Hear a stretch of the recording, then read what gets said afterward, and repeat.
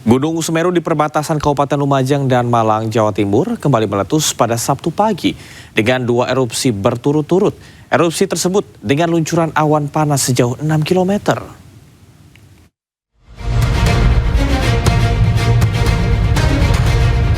Gunung Semeru di perbatasan Kabupaten Lumajang dan Malang, Jawa Timur kembali meletus pada Sabtu pagi.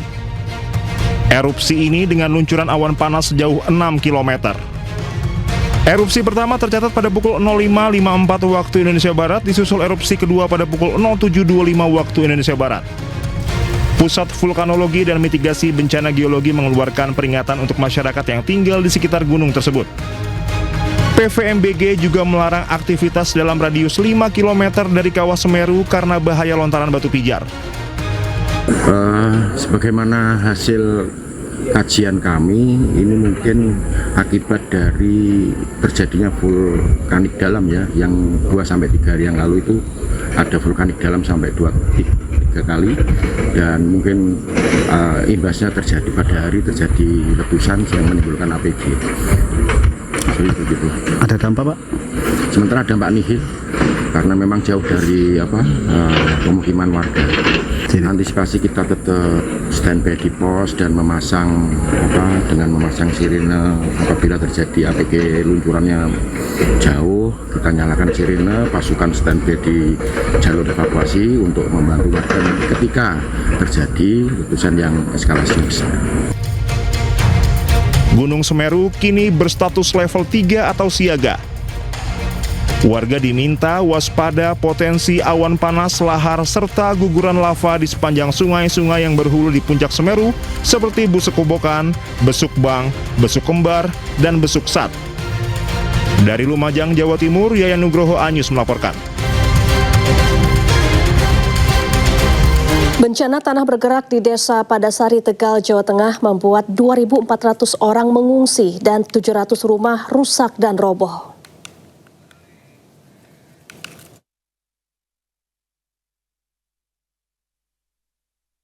Tanah bergerak yang dipicu hujan terus-menerus di Kabupaten Tegal, Jawa Tengah telah memaksa ribuan warga mengungsi.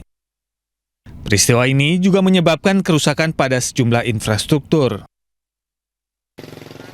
Di Desa Padasari, selain banyak jalanan yang retak, ada 700 rumah yang rusak dan roboh.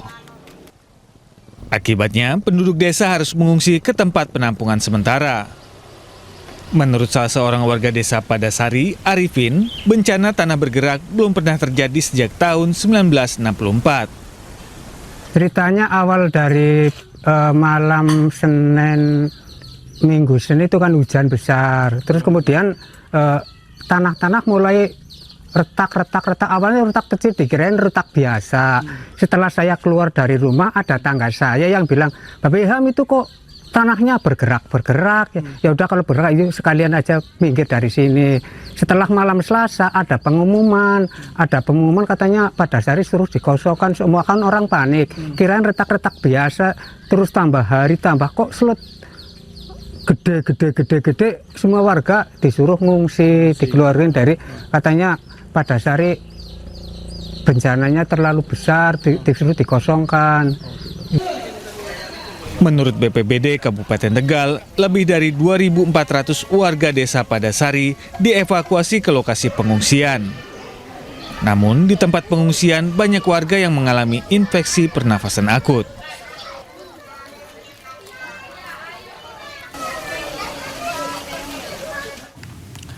Beralih ke informasi lain, pemerintah melibatkan peneliti Universitas Syiah Kuala mendeteksi penyebab pergerakan tanah di lokasi lubang raksasa Aceh Tengah. Selain mengambil sampel tanah, observasi juga dilakukan dengan pengujian geolistrik.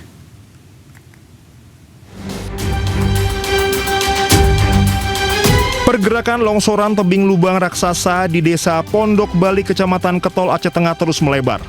Kementerian Pekerjaan Umum bersama peneliti dari Universitas Syiah Kuala terus melakukan observasi menelusuri penyebab pergerakan tanah. Tim Kementerian Pekerjaan Umum melakukan pengeboran di sejumlah titik untuk mengambil sampel tanah di lokasi lubang raksasa guna membaca struktur lapisan bawah permukaan dan potensi longsor susulan. Observasi melibatkan peneliti dari Universitas Syiah Kuala untuk menelusuri penyebab pergerakan tanah di bawah permukaan. peneliti Universitas Syiah Kuala melakukan uji geolistrik untuk mendeteksi erosional piping atau pergerakan air bawah tanah yang diduga memicu amblasan. Yang kita lakukan ini adalah untuk mendeteksi apakah betul ya, apakah mungkin akan ditemukan gitu ya dari pengujian kami itu keberadaan air tanah tadi yang menjadi apa istilahnya. Kalau memang itu adalah sebuah proses erosional piping tadi, mudah-mudahan gitu ya kita dapat menemukan gitu ya keberadaan aquifer atau lapisan yang mengandung air di bawah tanah. Itu kira-kira yang kita lakukan. Dan kami juga membawa satu alat lagi sebenarnya, teman, bukan untuk keperluan mendeteksi keberadaan air tanah tadi. Kita ada membawa seismometer yang nantinya juga akan bisa digunakan untuk menduga kira-kira ketebalan lapisan yang cukup lunak di atas ini berapa dalam. Ya, kita akan gunakan seismometer, cuman hari ini mungkin nggak tahu, tergantung situasi, kalau misalnya memang sempat. Sebelumnya, fenomena alam lubang raksasa di Desa Pondok Bali, Kecamatan Ketol, Kabupaten Aceh Tengah semakin meluas. Tanah ambles tersebut terus melebar dan menelan lahan pertanian serta perkebunan produktif milik warga. Pergerakan tanah yang hingga kini belum berhenti memicu ancaman serius bagi permukiman dan sumber penghidupan masyarakat di kawasan tersebut. Lubang raksasa yang sebelumnya diperkirakan memiliki luas mencapai 3.000 meter persegi kini dilaporkan terus meluas secara signifikan. Longsoran di pinggir tebing lubang tersebut menggerus lahan pertanian warga dengan kecepatan 1 hingga 5 meter setiap harinya. Kondisi ini membuat para petani hanya bisa pasrah.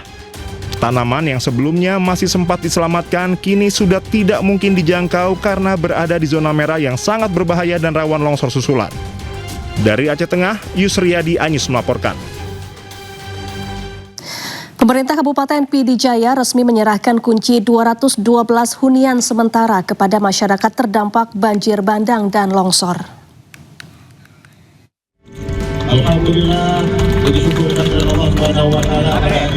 Pemerintah Kabupaten PD Jaya resmi menyerahkan kunci hunian sementara atau Huntara kepada masyarakat terdampak banjir bandang dan longsor. Penyerahan dilakukan usai ditetapkannya masa transisi pemulihan bencana dalam sebuah seremoni di Posko Penanggulangan Bencana pada Sabtu pagi.